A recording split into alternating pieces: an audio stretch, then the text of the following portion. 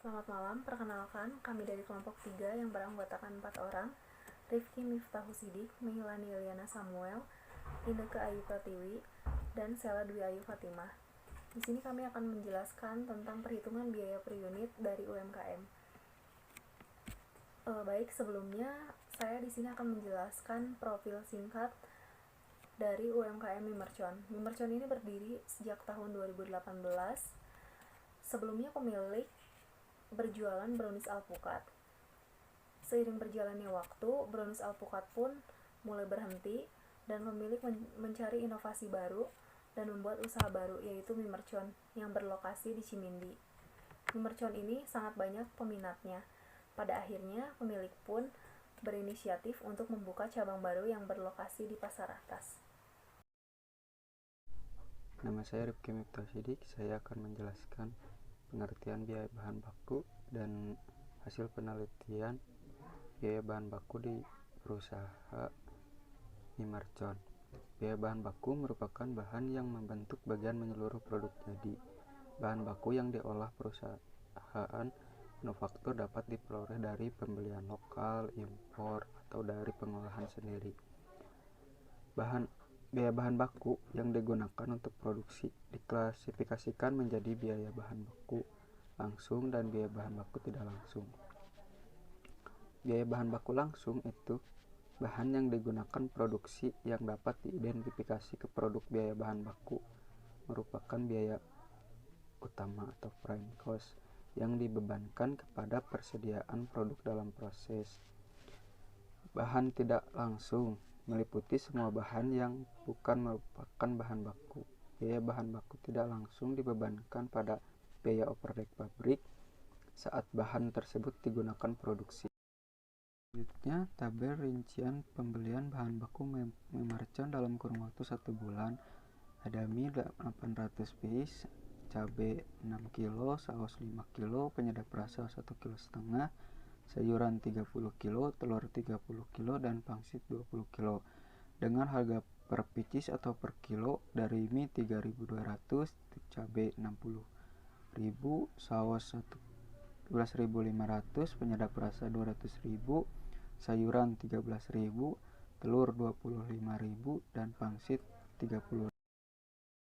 Berikut ini pemakaian harga bahan baku yang dikeluarkan Mimercon dengan metode perbandingan harga faktur. Untuk bahan baku mie, kuantitasnya 780 piece dengan harga per piecesnya 3.200 dikalikan akan menjadi harga faktur, yaitu 2.496.000. Untuk menemukan harga alokasi biaya angkut, kita dapat menemukannya dari kuantitas dibagi total kuantitas dikalikan biaya angkut akan menjadikan alokasi biaya angkut. Untuk harga pokok bahan baku, kita dapat menemukannya dari harga faktur ditambah alokasi biaya angkut akan menjadi harga pokok bahan baku. Untuk harga pokok bahan baku per piece, kita dapat menemukannya dari harga pokok bahan baku dibagi kuantitas akan menjadikan harga pokok bahan baku per pieces atau per kilo. Baik, selanjutnya biaya tenaga kerja. Biaya tenaga kerja ini adalah sejumlah anggaran yang memiliki keterkaitan dengan sebuah produk yang dihasilkan. Biaya tenaga kerja dibebankan untuk menggunakan jasa tenaga kerja manusia baik secara fisik maupun mental. Ada beberapa komponen yang perlu dihitung untuk mengetahui total biaya tenaga kerja, seperti biaya rekrut karyawan, upah karyawan, dan kesejahteraan karyawan, juga kewajiban perusahaan terhadap karyawan. Tetapi yang lebih sering muncul itu atau yang lebih sering digunakan itu adalah biaya upah karyawan. Di sini kita bisa lihat ada tabel klasifikasi biaya tenaga kerja dari UMKM Mimercon. Mimercon ini memiliki 2 karyawan, dan dari 1 karyawan itu jumlah jam kerja per bulannya itu kalau dijumlahkan dalam totalan jam 208 jam. Untuk upahnya sendiri per jam itu 1 karyawan mendapatkan 4.810, dan untuk total dalam 1 bulannya karyawan itu digaji Rp1.480.000 Jadi untuk 2 karyawan dengan total 416 jam adalah 2.960. Saya Inneke Ayu Pratiwi. Di sini saya akan menjelaskan biaya overhead pabrik. Biaya overhead pabrik adalah semua biaya yang dikeluarkan selama proses produksi, kecuali biaya bahan baku dan biaya tenaga kerja langsung. Biaya ini digunakan untuk menyatakan beberapa biaya tidak langsung yang terkait dengan produk manufacturing, yaitu biaya pendukung yang terjadi dalam pembuatan produk. Biaya overhead pada dasarnya merupakan pengeluaran atau biaya yang tidak mudah ditelusuri dan sulit untuk diidentifikasikan dengan unit biaya tertentu sehingga tidak dapat dikaitkan langsung dengan produk dan layanan yang dihasilkan. Di sini saya akan menjelaskan klasifikasi biaya overhead pabrik pada mie mercon. Jenis biaya pada biaya overhead pabrik mie mercon yaitu biaya bahan penolong termasuk ke dalam biaya overhead pabrik variabel dengan jumlah 844.400 dan biaya sewa listrik dan air termasuk ke dalam biaya overhead pabrik tetap dengan jumlah 500.000. Setelah ditotal hasilnya 1.344.400. Selanjutnya metode pembebanan BOP pada mie mercon.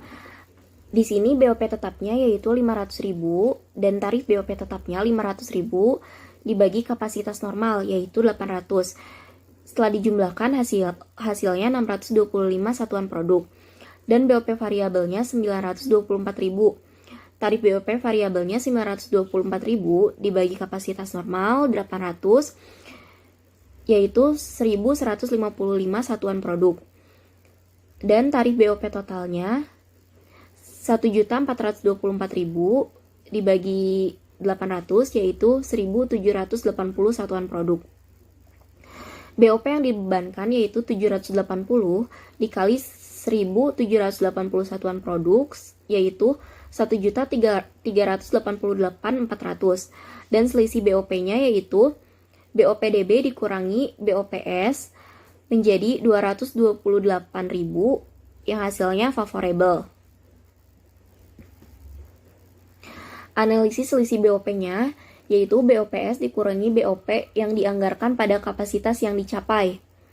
Nah, di sini setelah dimasukkan pada rumus menghasilkan jumlah negatif 240.500 yaitu favorable.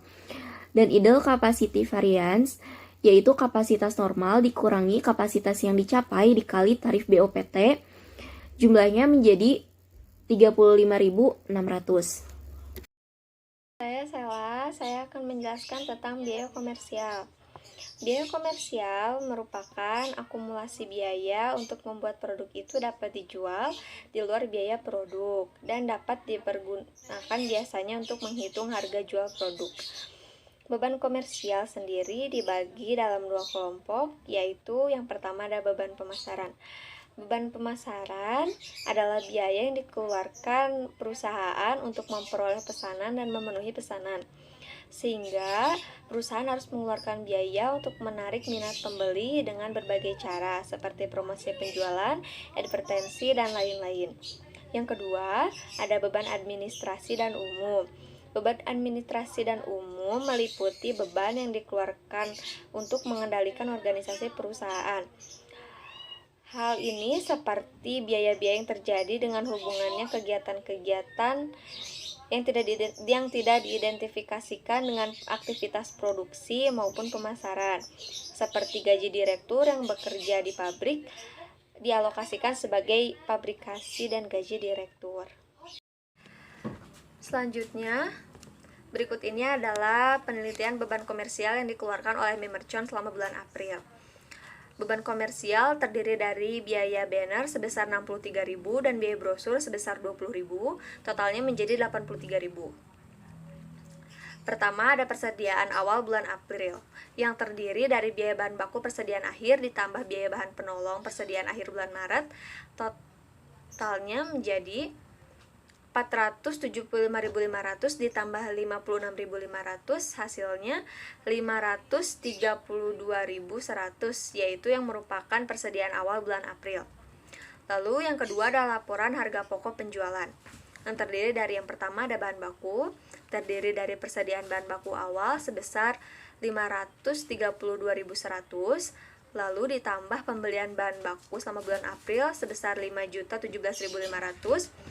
total menjadi 5.549.600 yang merupakan bahan baku siap digunakan. Namun belum dikurangi oleh bahan baku tidak langsung yang digunakan sebesar 2.457.500 dan dikurangi oleh persediaan bahan baku akhir sebesar 1.119.500. Total bahan baku yang siap digunakan adalah 1.972.600. Lalu yang kedua ada tenaga kerja langsung sebesar 2.960.000. Lalu ditambah juga oleh biaya overhead pabrik sebesar 1.344.400, menjadi total biaya manufaktur sebesar 5.317.960.